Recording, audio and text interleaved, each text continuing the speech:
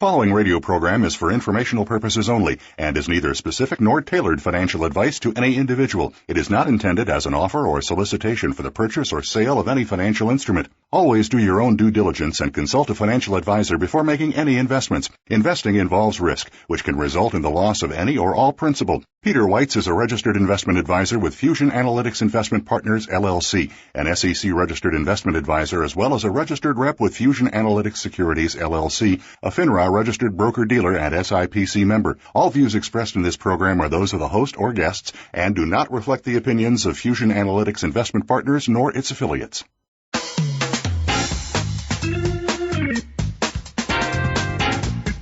Your investments. How secure are you that they are secure? Do you want to know more about investing, retirement, and moving to the next level in business? Welcome to In Black and Whites, featuring host Peter Weitz. Our program will answer all of the questions about your future and so much more. It's all about smart business and smarter investing. Now, here is your host, Peter Weitz. Hey, good morning. It's another gorgeous day here in South Florida. Thank you all for tuning in. I want to thank last week's guest, Chip Starnes. I know a lot of you listened. I got a lot of feedback with regards to that whole hostage crisis in China. That was a lot of fun. We have an equally just as interesting show this week. Want to thank you all again for listening. Please make sure you follow me on my blog at inblackandwhitz.com. That's In Black and Whites. Whites is spelled W-E-I-T-Z. You can also follow us on Twitter, as we'll be tweeting all throughout the show. The symbol is at Peter Weitz. And my LinkedIn is simply Peter Weitz. Once again, this is the In Black and Whites radio show. You can email me during the show, especially if you want to ask a question to our guest, or you can call in. The dial-in number today is 1-866-472-5790, or you can email at peter@inblackandwhites.com. I'd like to also thank this week's sponsor. We got a new sponsor, the law firm Retzel and Andress, and I'd like to thank our ongoing sponsor, Stephen Douglas and Associates. Thank you both. But let's get started. This week's show is entitled The Women's Guide to Financial Freedom, and our host is Jessica Hughes. But before I introduce Jessica, I just want to play a little something for her.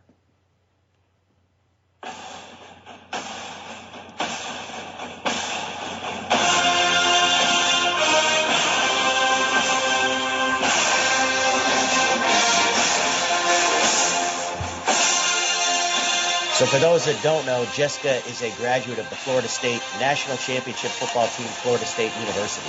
And I thought I'd get things started with the word chant. Jessica, how do you feel about that? All I've got to say to that, Peter, is don't know. There you go. Anyway, let me get started real quick and tell you a little bit about Jessica. Jessica is an award-winning internal and external financial wholesaler. She's been in the field for more than 17 years, coaching advisors and helping them take their business to higher levels.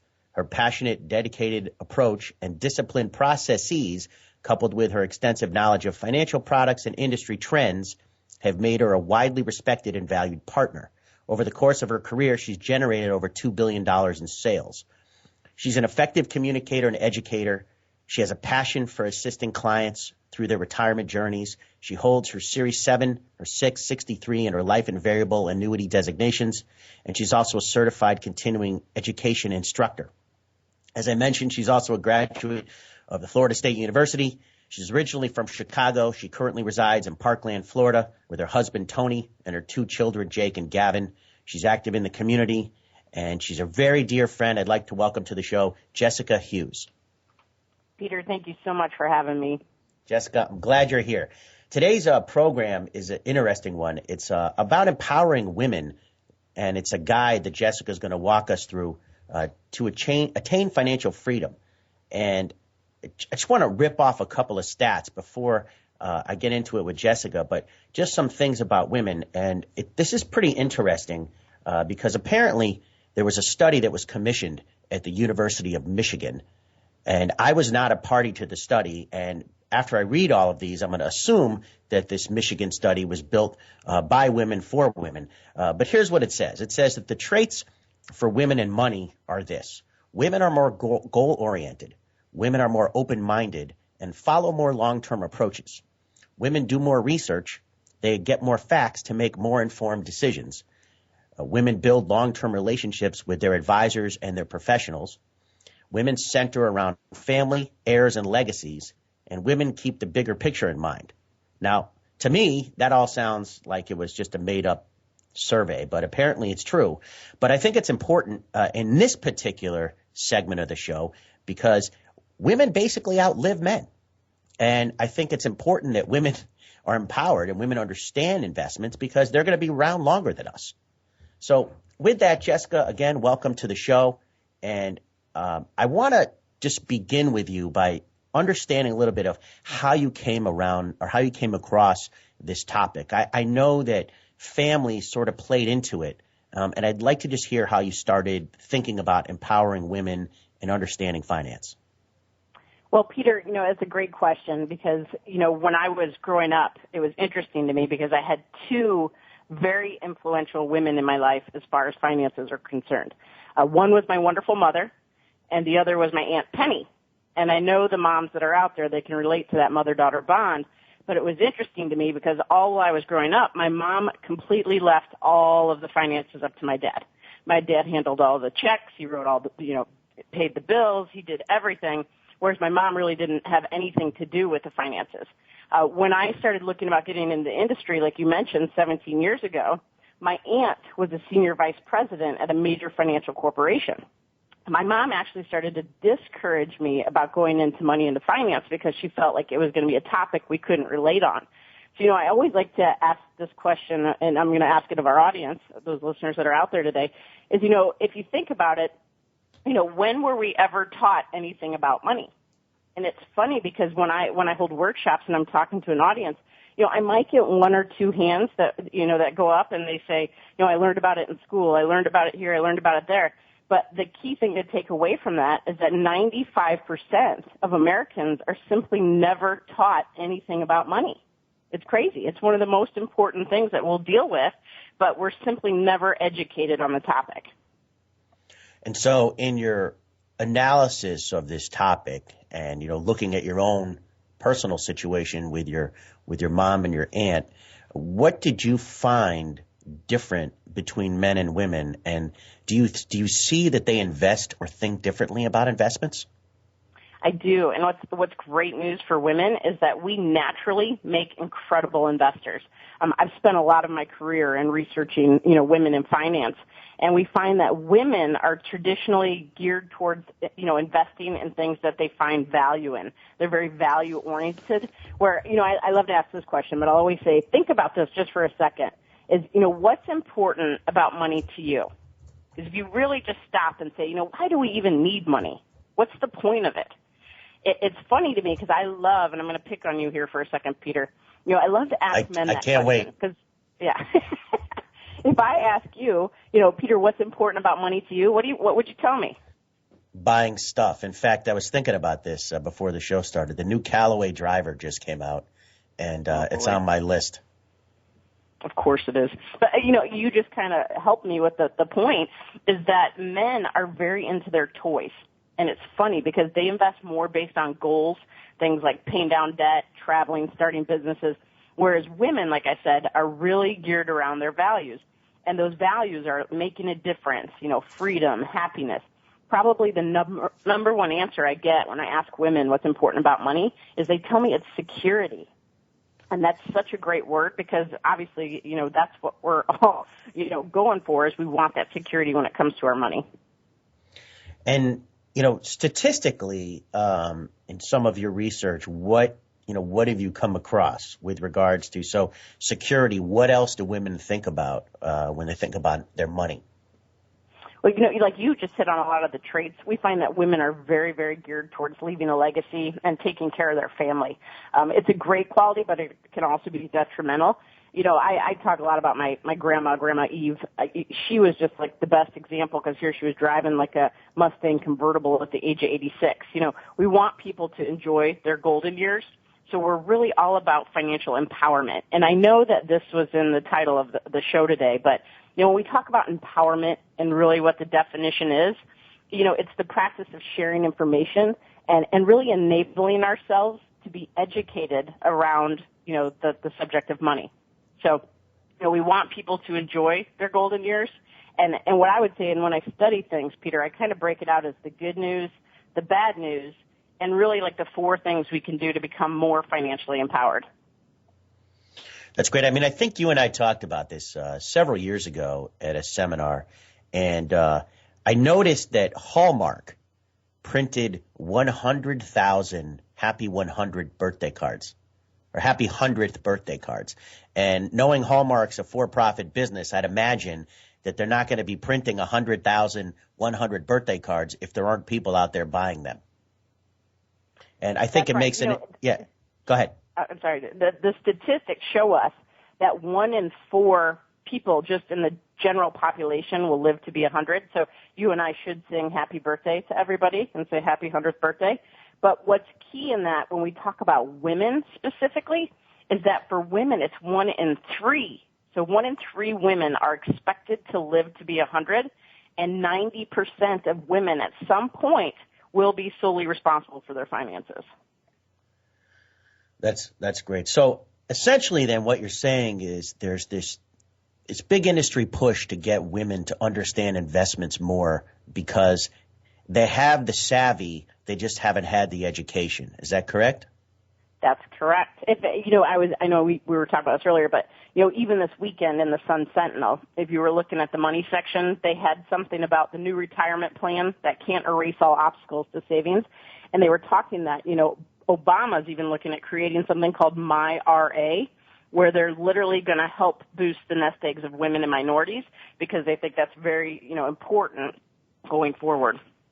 And for those listeners that are out there, the Sun Sentinel happens to be the local paper here in Florida, but I know that article was a national article readily available about the Obama program with regards to women and investing.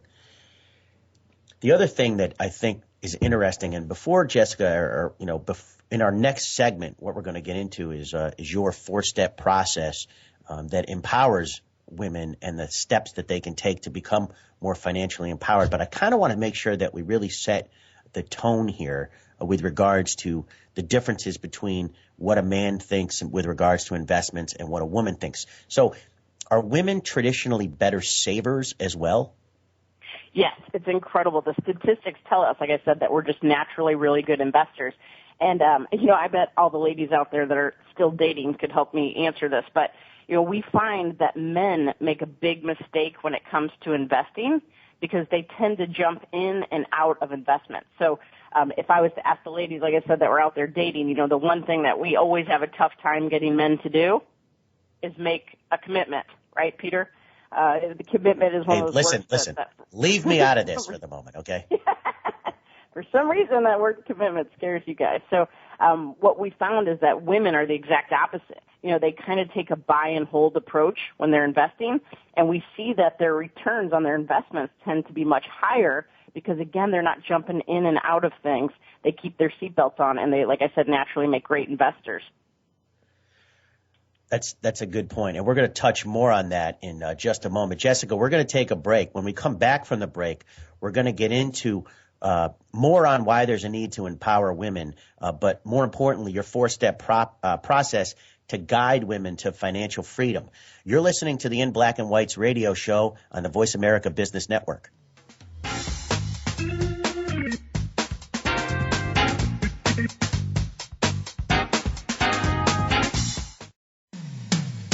When it comes to business, you'll find the experts here. Voice America Business Network. Climbing Mount Everest is an amazing feat, and many have died trying to do so. However, more people have died descending Mount Everest than in reaching the summit. Part of the problem may be that people are so focused on reaching their objective that they fail to plan appropriately for what they will do or should be prepared for afterward. Similarly, people are so focused on saving for retirement and reaching retirement that they fail to plan appropriately for what they will encounter once they have actually retired. With 1 out of every 4 65-year-olds today living past the age of 90, you may be retired longer than you are actually working. Have you devised a plan, process, and discipline to ensure that you will not run out of money?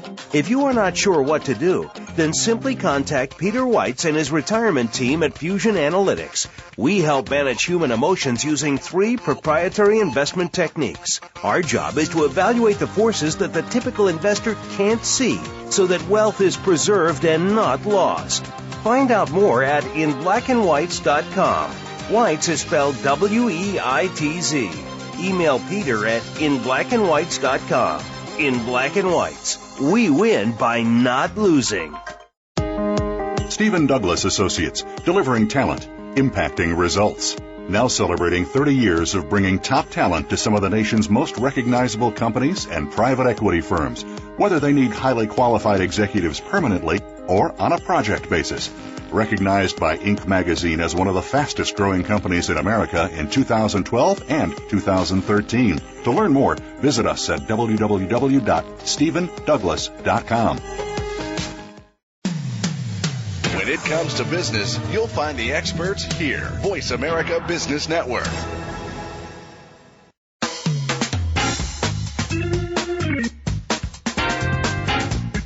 You are listening to In Black and Whites. To reach Peter Weitz or his guest today, please call 1-866-472-5790. That's 1-866-472-5790. You may also send an email to peter@inblackandwhites.com.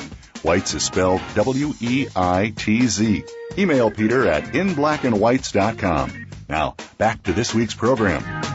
And we're back on the In Black and Whites radio show. I'm your host, Peter Weitz. We're joined today by Jessica Hughes, an industry expert in women and investing and a great educator and a dear friend. And as I mentioned before, a graduate of the national champion Florida State University Seminoles. Jess, before the break, we were talking and we kind of set the table for why women need to empower themselves, why women need to understand investments, how they're innately trained to be better investors, but yet they're just not. You know, I think back in time, and I go back to sort of this June Cleaver kind of environment where the mother was, or the wife of the house was the housewife stayed at home, made sure all the chores were done, wore the white apron, but yet that's not the case today. And I think we have some interesting statistics that are going to show, sort of that transgression from the housewife homemaker to where women are in the workforce and where women are in the United States today. And some pretty interesting and I would say good news out there in that regard. A couple of statistics, and I'm going to touch on these, Jess, and I'd really like you to fill in, what really is supported by those statistics. But there are more women in the workplace. In fact, 60% that are in charge of the money. There's also 2 times the amount of women starting businesses than men. In fact, they own 9.2 million businesses. Just where is all this coming from? And what's some of the other statistics that show how women are really making an impact in the workforce? We're seeing a lot of career-oriented women who've now become like the sole provider or the financial decision maker in their own homes. But with what you said, we're seeing that women are generating about $2.3 trillion a year in revenues. And I always say, stop and think about that for a second. That's more than some third world countries out there. And we've seen women really move into the managerial and executive positions. In fact, today they're holding 48% of those positions that are out there. And they really do, like you said, comprise about, 62% of the comprise 62% of the workforce out there. So we love to see that they're starting these family businesses and that women, like I said, are really running those. Where in the past, like you said, women really didn't do that. When you look just over the past 10 years, the number of women-owned businesses has increased by 89%. And that's twice the national average that's out there today. And, there's another interesting statistic, and we talked about it earlier. And, you've mentioned a couple times women outperform male investors. Why do you think that is? I mean, what do women do differently than men in terms of investing? Are they more patient? Is it more research? What do you think it is? Well, I'm going to go back to that word, Peter, that you love. It's because they have the commitment, and they take a buy and hold approach. And, I mentioned that women are traditionally better investors, but when we even look at the numbers, it's crazy to me because women have actually outperformed male investors 9 out of the last 12 years. We see that women traditionally through, the last 10 years have gotten about a 21% return with their investments, where men have only gotten about 15. So we're beating you guys by about 6% these days. Yeah, and that's going to make a big difference because we also know women live an average of 5.5 years longer than men. Yeah, so Peter, that return do you know why that is? Do you know why we live longer? I can only imagine. Go ahead. Because we want to. and I guess men don't. Right. Maybe the single ones do. Right. But the other thing that the other side of the coin in this whole discussion is that while all of that is good and good for women in investing, there's still some impediments and some bad news that's out there with regards to women. A couple of the statistics I'll rip off, and I'd really like you to expand on this as well, Jessica, is that only 41% of the women are making the necessary preparations for retirement. They still earn less than men by some arguments over 25%. And 57% of women that are in the workforce are expected to work through retirement. So I think and correct me if I'm wrong, Jessica, but all these statistics support the success of women and women being better investors than men, but they're simply not doing it. That's correct. Yep, that's correct. And it's sad because, we see that, only about a third of the women that are out there get pensions, where most men, about half of the men out there get a pension, where it's unfortunate because then, too, the Social Security benefits for women are only about half of what men's are, and that's something that we need to rely on in retirement. So, the thing that I think women sometimes forget when it comes to business is that they're going to spend an average of 11 and a half years out of the workforce for child rearing and other things. So, you kind of have to think of the big picture when it comes to that, because if we're out of the workforce for an average of 11 and a half years, well, that means that we're missing out on 401k contributions. We're missing out on promotions. We're missing out on, salary increases. And, you hit on one of the things that's still very hard for me as a businesswoman to handle is that you're right. I mean, we're still making 25% less than our male counterparts. Why is that? I mean, that glass ceiling still exists out there, and that's unfortunate. I think it goes even farther in that one of the statistics I saw said that 47% of women over 50 are still single or have become single. And, right. While that bodes well for the single men that are out there, it seems that there's a disconnect between if there's that many women that are single at that age, why would they not want to have a full understanding of how to have enough money to live? Right. No, we're seeing that a lot of people. It's funny. I was reading in Spirit magazine, so I was just on an airplane a few months ago, and it said that nearly 33 million Americans live alone. And I think a lot of people don't realize that. And as we kind of talk down the path of marriage, the stat that's always out there, Peter, and everybody knows about, and it's definitely bad news, is divorce. A lot of people, we hear all the time that 52% of marriages end in divorce. Which I think that statistic is very light. 52% being divorced. I can't imagine that it can't be higher than that. Right. No, and it's interesting because, they even will break that down. They'll say, that 2 out of 3 marriages under 30 years of age will end in divorce. So a lot of it has to do with timing and when you get married. But, yeah, they're saying the average marriage in America only lasts for about 7 years. And back to, I feel like I'm the doomsday person, but back to really what that does to a woman when they go through a divorce is the woman's standard of living is going to drop by about 73% because what happens in most cases, Peter? They lose the income. Yep, they lose the income, and they also end up having custody of the children most times. So, because they are still taking care of the children, that's what really impacts that standard of living for them, unfortunately. And are you going to continue to ask me questions, Jessica? Because if you are, I absolutely have to make sure I pay attention. You're the host. You should be paying attention. Yeah, I'm just kidding. This is actually really interesting statistics. So knowing that we've got good news, bad news, that there's opportunity out there for women, right, but they have to take advantage of it. I think it makes sense that we dig into what are the things that women can do to educate, and we've used this word, empower themselves to achieve financial freedom, to understand investments and how they can take advantage of what's out there as they get into their senior years. And I know that you've outlined 4 steps, and I'm going to actually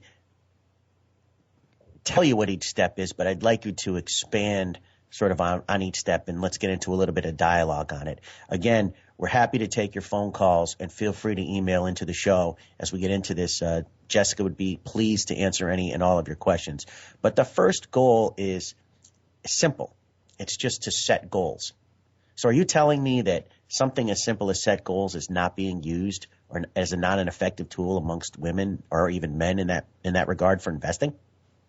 Absolutely. And, you know, it's funny because there was a study that Harvard actually conducted back in 1953, and I love it. But they went in and they actually polled a graduating class and asked them, how many of you have, you know, written specific goals that you follow? And it was interesting because only 3% of that graduating class raised their hands. And so 20 years later, they went back to that class and they said, okay, of those 3% that raised their hands, they found that they had more wealth than the other 97% combined. So, you know, we've seen and heard throughout our lifetime that goals are super important, yet nobody does them. And so, you know, I kind of have a quick guideline for women to follow around that. We always say, you know, keep them SMAC, which is specific, measurable, achievable, and compatible. So, you know, I was doing a workshop. I used to work up in the Northeast, and I'll never forget this because I was in Greenwich, Connecticut, and I had just finished hosting a women in investing workshop, and somebody came up to me and they said, you know, Jessica, I wanna buy a house. I said, wow, that's great. And the reason I remember the moment is because about a week later, I was doing the same workshop, and I had another woman come up to me, and she's like, I want to buy a house, and I started putting 5% into a money market account, and I contacted the local realtor, and, you know, I've been looking at the bank and finding out what the rates are on loans, and I was like, wow, it just really hit me that, you know, the woman that had that specific, measurable, achievable, and compatible goal was going to get there so much faster because she'd really thought through it. So, you know, one thing I always ask when we get together, and this is something very easy for our listeners to do today, is, you know, just write down, set one financial goal and then one personal goal that you would hope to achieve in the next 5 years. So, you know, the financial goal might be paying down debt. It might be, you know, buying a house. And then two, one personal goal, whatever that might be. We always say, go share that with somebody that you love. You know, I talk to my husband, Tony, all the time, and you know, I'll go up to him and be like, I want to lose 40 pounds. He's like, you can't lose 40 pounds. What are you thinking?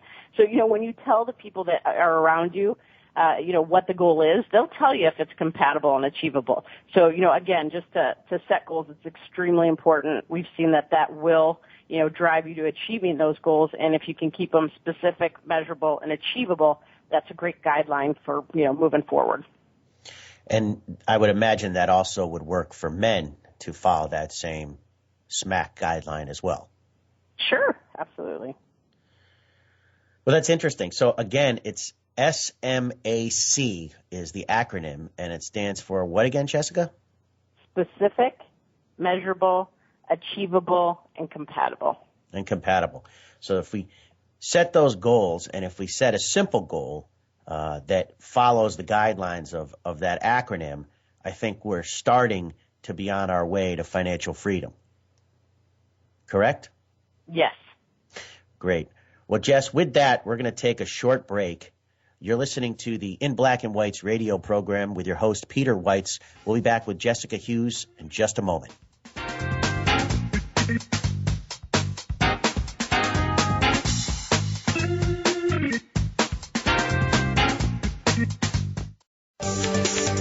From the boardroom to you, Voice America Business Network. Stephen Douglas Associates, delivering talent, impacting results. Now celebrating 30 years of bringing top talent to some of the nation's most recognizable companies and private equity firms, whether they need highly qualified executives permanently or on a project basis. Recognized by Inc. magazine as one of the fastest growing companies in America in 2012 and 2013. To learn more, visit us at www.stephendouglas.com. Climbing Mount Everest is an amazing feat, and many have died trying to do so.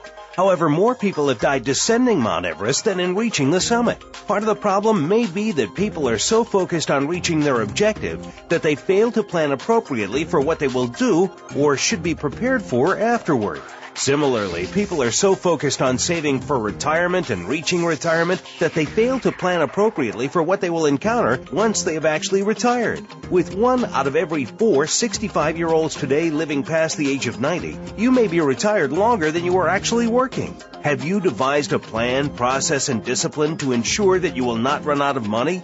If you are not sure what to do, then simply contact Peter Weitz and his retirement team at Fusion Analytics. We help manage human emotions using 3 proprietary investment techniques. Our job is to evaluate the forces that the typical investor can't see so that wealth is preserved and not lost.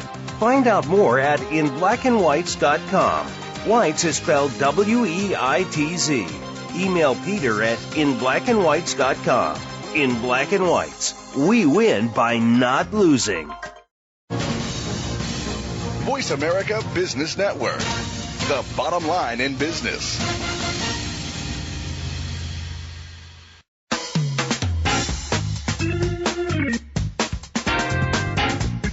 You are listening to In Black and Whites. To reach Peter Weitz or his guest today, please call 1-866-472-5790. That's 1-866-472-5790. You may also send an email to peter@inblackandwhites.com. Weitz is spelled W-E-I-T-Z. Email Peter at inblackandwhites.com. Now, back to this week's program. Welcome back to the show. This is Peter Weitz. You're listening to the In Black and Whites radio show on Voice America Business. We're joined today by industry expert and educator Jessica Hughes, and we were talking about, before the break, the first step of 4 steps that women can take to empower themselves, to understand finances and investments better, and ultimately set up their retirement as they get into their golden years. And we made an interesting point, Jess, at the break, and I kind of want to talk about it because we let it get away from us. But the average age of widowhood is 55 years old. That's, I still think, one of the most staggering statistics out there. You know, one of my best friends, it's funny because a lot of my best friends are named Jessica as well, but she had a dad that was hiking in the Grand Canyon at the age of 42. And next thing you know, he has a massive heart attack. They couldn't get anybody down to him. So, you know, here all of a sudden her mom was left with 3 children, you know, was totally not expecting that. So while we're talking about men and divorce and things like that, really the age of widowhood is terrifying. If it's, you know, 55 years old, to me, that's just incredible. And Peter, I know you and I have talked about this a lot, but the last thing we want to have happen is that here we've lost our soulmate and somebody that, you know, has maybe been like my mom and, you know, all of a sudden the husband handled everything and now I'm going to have to go learn about a subject that I've never been involved in. You know, it's a lot to take on. So, you know, we just want to make sure women are, you know, financially empowering themselves and enabling themselves to learn. Yeah, that was interesting statistics. So that leads us back to the goal. So the first goal, obviously, we said was to actually set goals. The second step to financial freedom is what you've entitled Learn to Earn. And I'm wondering if you can explain exactly what that means. Well, yeah, you know, I challenge women just to try to learn one thing about money every day. You know, our world today is incredible. I mean, you can get on the internet, you can look at all these different financial websites.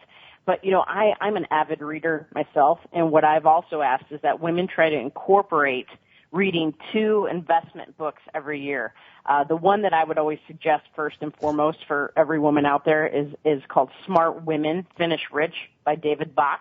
He's fantastic, but the book just really hits on so many things that I think are so important for women specifically. You know, a couple of years ago, Peter, and you probably remember this, the Wall Street Journal went to color.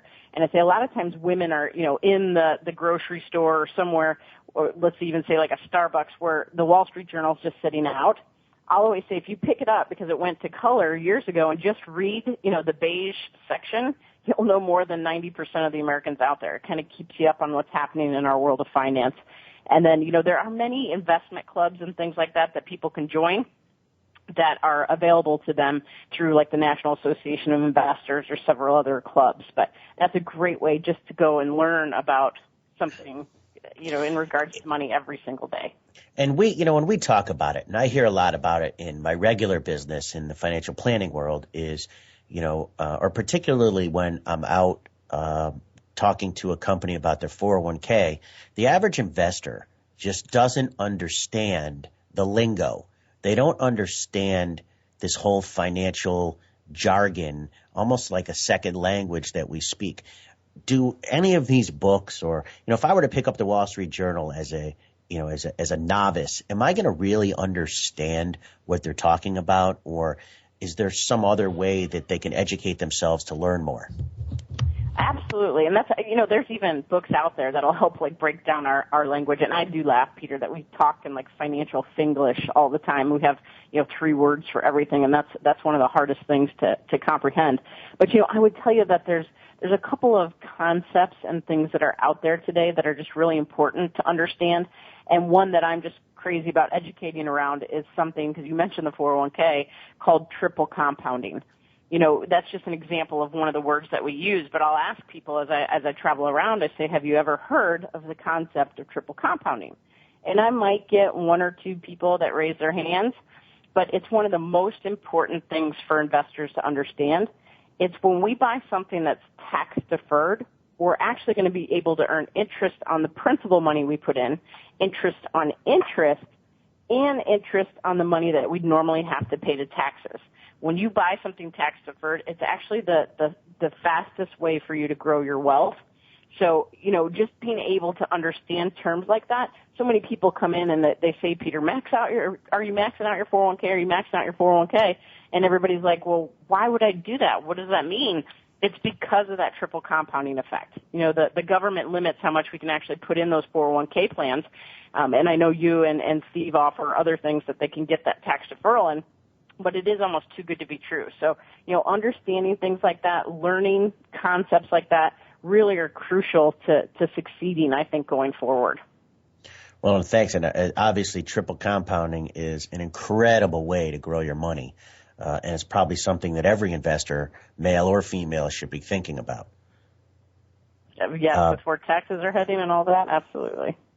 Right. So step 2, again, just to reiterate, is what Jessica's referred to as learn to earn. Make sure you educate yourself so that you're aware of what's out there in the investment world and that you're educated to understand what it is you're reading so you can make the right decisions. Step 3 in her 4-step process is to figure out where you stand. And Jessica, I know this is a really important step in the process, and I'm interested to hear your comments on it. Yeah, it's kind of funny because I always joke the last thing I want to have happen is somebody listens to our show today and they run home to their husband and they say, look, I'm going to live longer than you or we're going to get divorced, so show me where the money is. We don't want to see anything like that happen. But, there's so many things that are out there to help you really know your finances. There was an example years ago where somebody had passed away and they left all the information in the safety deposit box, and everybody in the family knew, hey, all the financial information, the trust, the wills, everything's in the safety deposit box, but they had no idea where the key was.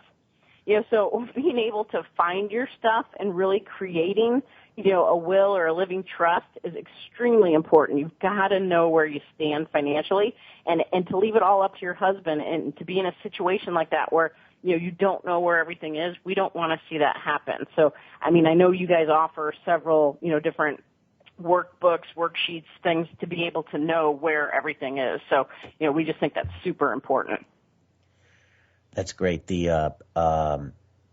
What about your argument about paying yourself first? I see this billboard of a national organization on the highway when I drive around called feedthepig.org. And when you go on to their website, it basically is a way of saying, it's not really saying to feed myself, being the pig that I am, especially around the buffet. It's more along the lines of feed the piggy bank that we all had in our house growing up. And I think knowing where you stand, isn't there this whole sort of shift that people have to pay themselves first? Absolutely. And it's funny because, this is another question I throw out to people, but I'm like, how much should you save every year? Nobody ever tells us, how much money should you be putting away? And there's kind of this national number out there that everybody's heard. They've heard 10%. Take your income for the year and make sure you're putting away 10%. And that's fine for men, But again, women actually need to be putting away 12% because we're going to spend 20% longer in retirement. You know, I'll never forget the first time somebody was talking to me about saving money and doing all this, and I was like, okay, well, I'm glad you can, because I'm living paycheck to paycheck, and I don't know how I'm going to end up being able to do that. So somebody gave me this challenge, and I'd love for our listeners to really implement this. But take a 7-day financial challenge and just write down for 7 days every single thing you spend money on. Because what's crazy is if you do that, and, you know, we used to have those little books. Now you can do stuff like this on your phone. But if you write down all the little things that you spend money on, you know, maybe it's the toll, maybe it's, you know, grabbing a Starbucks for $4, you know, whatever it might be, you'll figure out what that latte factor is or what that extra thing you're spending money on is. And you'd be amazed at how much money that would generate for you to be able to pay yourself first. So you yeah, know, I think it's like the latte factor, but you know, do it with your spouse, do it, you know, on your own, but taking that 7-day financial challenge really will help you, again, kind of figure out where you stand, but also be able to put more money away because, Peter, as you know, the sooner we can start, the better. Yeah, I mean, we did a study, and I'll actually post it on the blog later today because I don't know it off the top of my head, and I apologize for that, but we did a study, Jess, where assuming you spend $3 at Starbucks, okay, a day, which I think is really cheap, yeah. So you get the small one, whatever they call the small one. Supersizing it, right? No, right. So you spend $3 because we were talking in retirement when we make 401k presentations. We were saying, all right, if you give up 2 Starbucks a week, that's $6 a week. If you work for 30 years and earn 8% return on that money, I mean that $6 a week turns into like $45,000 or $48,000. It's ridiculous, and so, right? Yeah. So it's amazing how much that can compound by giving up just a little. And I think you're right. I don't think people have any idea how much they actually spend during the day. It's amazing. Right. No, and like you're hitting on that, but it's the time value of money. And if you can just take a little bit of what you're spending and invest that with you at Fusion, that'll pay off big time in the long run. Yeah, well, I appreciate the plug. Thanks, Jess. No. The other thing I think is interesting too, Jess, and you know, we're going to get ready to go to break here in just a moment, and we could probably get back to it later. But you know, no one really has a handle on where all their stuff is. You know, insurance policies, you know, who their beneficiaries are, and you know, it's amazing that we've got this whole life of things that we're responsible for, but yet we don't know where any of it is. Yeah, and I you know, I always joke with my mom, but I'm like, Mom, if Dad passed away tomorrow, would you even know where the money is? I mean, I don't know if she can answer that question. Right, and that's amazing. With that, Jess, I think it's a good point for us to take a quick break. You're listening to the In Black and White's radio program with your host, Peter Weitz. We'll be back in just a moment.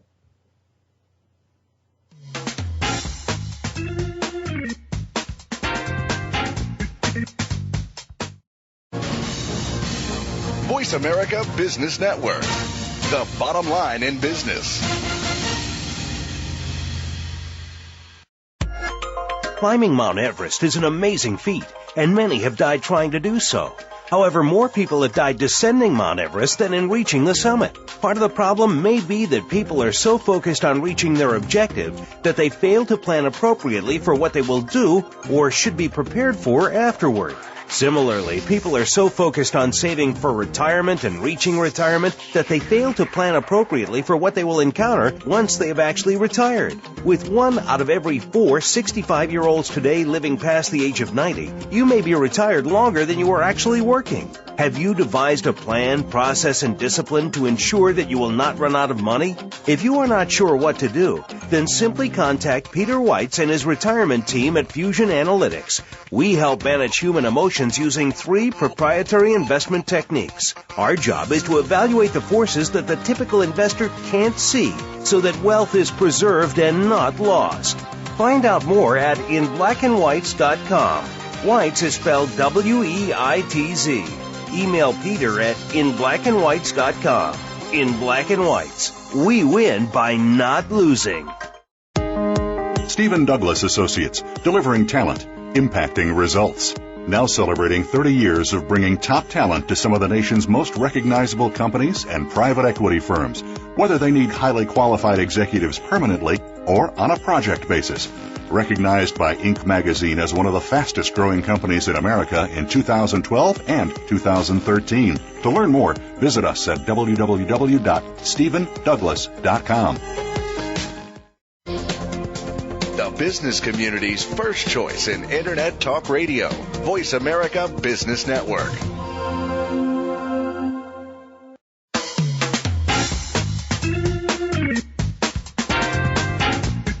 You are listening to In Black and Whites. To reach Peter Weitz or his guest today, please call 1-866-472-5790. That's 1-866-472-5790. You may also send an email to peter@inblackandwhites.com. Weitz is spelled W-E-I-T-Z.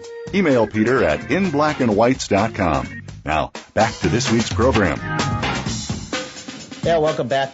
You're listening to the In Black and Whites radio show. I'm Peter Weitz. We are joined today by industry expert Jessica Hughes. And again, I just want to reiterate, 1-866-472-5790. Please feel free to call in. We're happy to take your calls. So before the break, we spent the last several minutes talking about the steps that women can take to achieve financial freedom. And we covered the first three, and I'll reiterate those for you. Number one was set goals. Number two was learn to earn. Make sure you educate yourself so you know what's out there to help you make money. And number three is you need to figure out where you stand. We're going to spend the next several minutes talking about the fourth step, which is actually the most critical step, and that is the fear of making a mistake. And I think that women, and correct me if I'm wrong, Jessica, have this tendency to think that if they make the wrong decision, it might be impossible to undo, and or it could alter what happens to them in the future, so they tend to not make it at all. That's true. That's true. They get frozen. So the fear of making a mistake. I mean, what do you see is happening in the psyche of women when they think about this? Well, just psychologically, I think that we inherently have this fear, like you said, of being able to move forward because we just don't want to make a mistake with what we do. So I think if we can really try to avoid some of the common mistakes, we'll get, a lot farther with our investments. So, one of the first things I talk about when it comes to making mistakes is what I've kind of termed as this lazy dollar syndrome. As I do workshops and we're talking about investing in the market and doing some things with your money, a lot of people say, Jessica, I just want to go bury it in the backyard because it's safer there than it is in the market. And, Peter, with us being on such a roller coaster ride with the financial markets in the last few years, I completely understand where that comes from. But the fear is that if we do just bury it in the backyard, we actually have the money working against us instead of for us. Let me explain.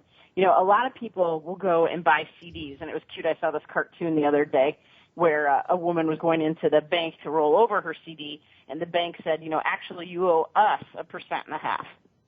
With interest rates being so low today in today's world, if we're just sitting with cash on the sidelines or in like a money market account, we're simply not earning what we need to on our money to move forward.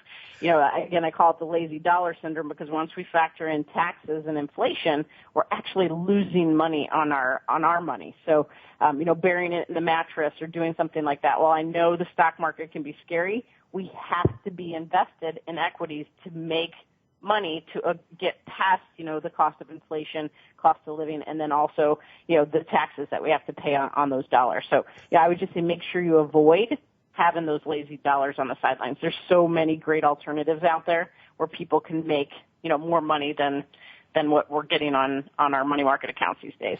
Yeah, and we actually discussed that, Jess, a couple weeks ago on the show when I had my investment officer, Kevin Lane. I mean, the interesting thing is 2008 is what people remember, that they remember that the market crashed in 2008. We're coming on 6 years ago that actually happened. 6 years ago. The market's up 171% since the lows of 2008, but yet people are still fearful and they want to put their money, as you said, in the mattress because they're afraid of that. Correct. Yeah, I said if everybody wants to get a good laugh today, Jimmy Kimmel does this cute thing every year where he asks the parents to wake their kids up the day after Halloween and tell them he ate all their Halloween candy.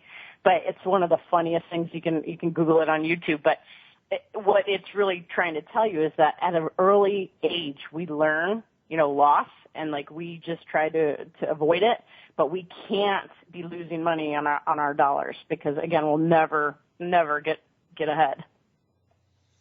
Sure. And then so fear of making a mistake. So what are some of the other mistakes that your research shows are out there? Right. We talked about triple compounding earlier, and Einstein said that's one of the greatest wonders of the world. But I kind of mentioned it already, but I would say make sure you're maxing out your 401k, because if you're not, a lot of people are getting matches on their contributions from their employer. And then, I always kind of talk about the American Express commercial. We all remember this back in the day where it says, never leave home without it. One of the mistakes I see a lot of people make is when they change careers or they switch from one job to another, a lot of times they'll leave that 401k with their old employer. You want to make sure that you, again, never leave your employer without your 401k, because you're giving up a lot of your benefits and a lot of your rights and control over those dollars. So, again, I would just say 2 mistakes around 401k world is make sure you're maxing it out while you have it, and number 2, make sure you take it with you when you leave. And do you have any statistics that talk about how much people actually have saved for, call it, fixed expenses? What sort of nest egg should people be putting away to make sure they've got expenses covered? We hear all kinds of numbers. Right, and you never know when something crazy is going to happen. And Tony and I always talk about this. It's always something. You want to keep a money airbag of really 3 to 6 months of your, income. So I would always have on the side 3 to 6 months in a money airbag, just to be able to live on in case something does happen. That's it. And then obviously women, you have to understand longevity. Yes. We talked about that. 1 in 3 women living to be 100. And, the fact that 90% of all women will be solely responsible for their finances. It's funny because if you think about that just for 2 seconds, I remember my grandmother got married when she was 18 years old, and she used to, chase me around thinking I was going to come out of college with my MRS degree, and she'd say, "What's wrong with you? What's wrong with you? Why aren't you married?" And I would always say, I just hadn't found the right guy. So whether you're going to be responsible for your finances, straight out of college, or you're going to be responsible for your finances when you're, 80 or 90 years old, we just don't want to underestimate that longevity risk. We're seeing that people will spend an average of about 40 years now in retirement. Well, I want to touch on that right before we close the show. But I made this comment a couple weeks ago. We're going to be retired for almost as long, if not longer, than we were working, which is amazing. That's true. They say we'll spend an average of 40 years working and 40 years now in retirement. Yeah. We both have a long way to go on the work side first. So to summarize, Jess, and I appreciate you coming on the show today, there are 4 steps that women can take to empower themselves to achieve financial freedom. The first is to set goals and make them realistic. You mentioned SMAC, which again is what?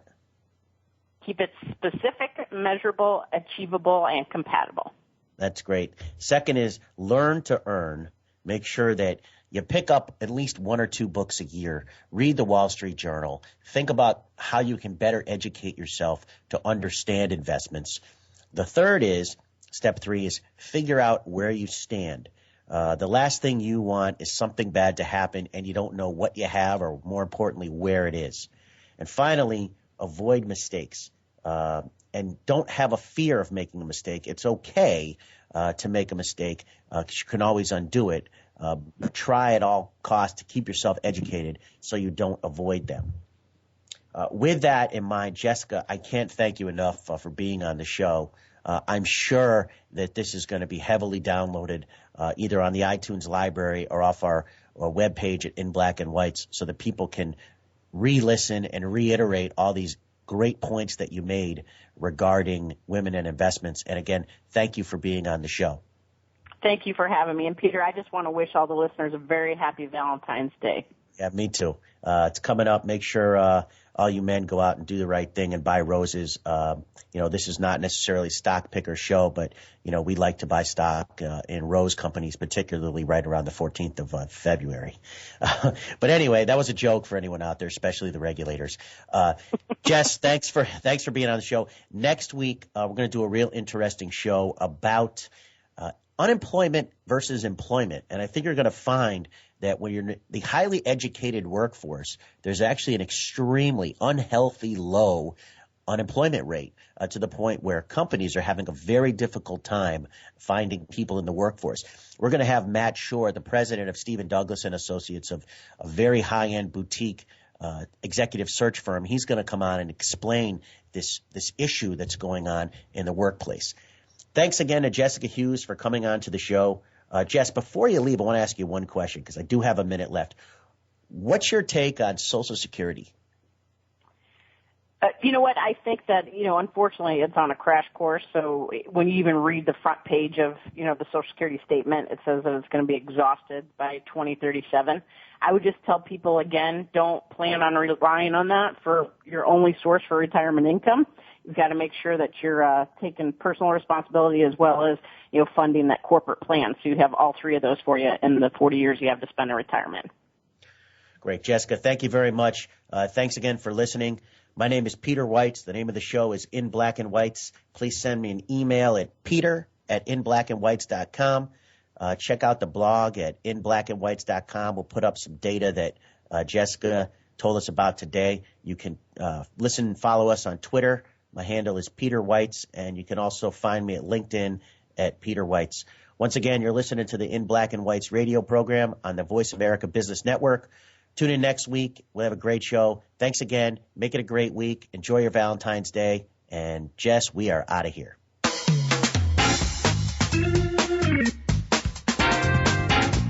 Thank you again for tuning in to In Black and Whites. Please join your host, Peter Weitz, again next Tuesday at 10 a.m. Eastern Time and 7 a.m. Pacific Time for another edition of the program on the Voice America Business Channel. Have a safe week.